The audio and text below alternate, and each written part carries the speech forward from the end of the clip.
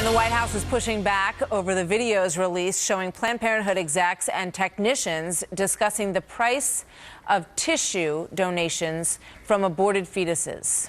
It's gotten a ton of attention over the past several weeks, and we had not heard from the White House on it. But Josh Earnest is now saying that he doesn't think the videos contain evidence of wrongdoing.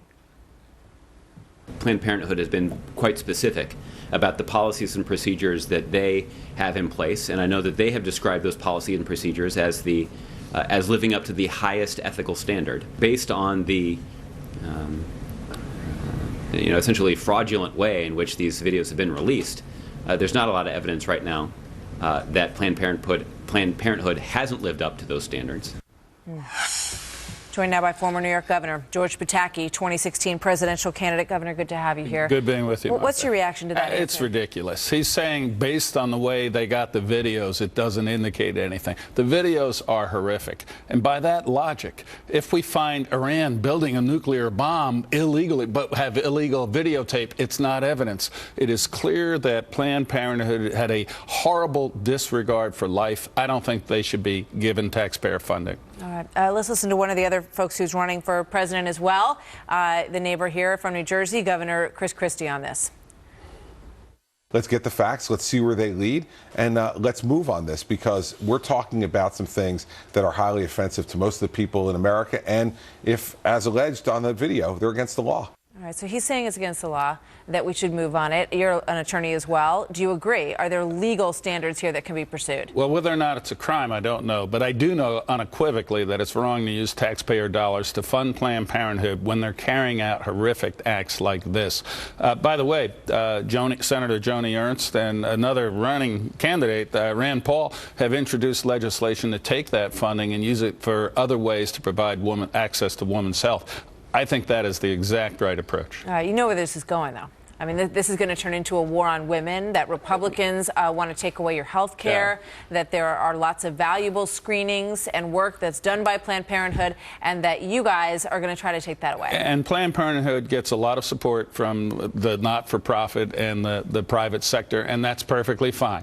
I'm the only candidate, I believe, who doesn't want to repeal Roe v. Wade, but to use taxpayer dollars to fund an organization that shows this barbaric callousness towards life, I think it's completely wrong. And as I was saying, reprogram those funds. Don't just take them away. Put them for other women's health initiatives so that they can't do that. But, you know, Martha, you're exactly right. The Democrats have no positive agenda. They're just going to be out there trying to say we're anti-woman, we're anti-black, we're anti-immigrant, we're anti-the middle class. They can't do that with me, because I govern in the state in a bipartisan way and brought people together. I know I can do that in Washington, too. All right. So how is that going to work for you, do you think, as a GOP candidate, and the fact that you say you're one of the few, if not the only, who's in favor of upholding Roe v. Wade? Given these videos, is that going to be a tough stance for you? Well, it's a principled stance, but I do believe that taxpayer funding is completely different. And I think funding of Planned Parenthood, when we see this horrific video that shows such callousness, is wrong and should stop. And I always oppose taxpayer funding for abortions, not just Planned Parenthood, but I think there should be a permanent federal ban on using tax dollars for abortions. Some people see an irony. Yesterday, the U.S. Fish and Wildlife Agency came out immediately. We're going to investigate the death of Cecil the lion. And then they look at Josh Earnest and they say, where's the perspective here? Why isn't the United States government investigating what's going on at Planned Parenthood, but they have no problem jumping right in and investigating what happened to Cecil the lion? It's all about politics and ideology, and that's been this administration's philosophy the whole way through. Divide people, stand with your political allies, whether or not they're principled or not, and try to demonize Republicans as being anti-everything.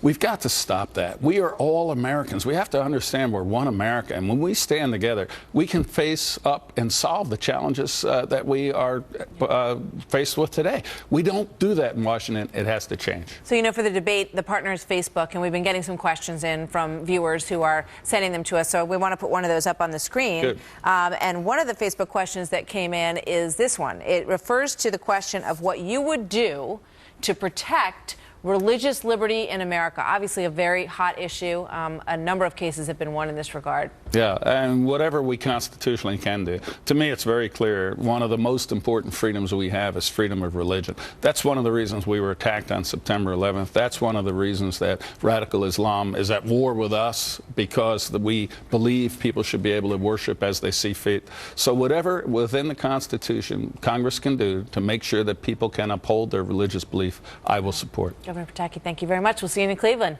Look forward to it. See you in Cleveland. I am bet. too.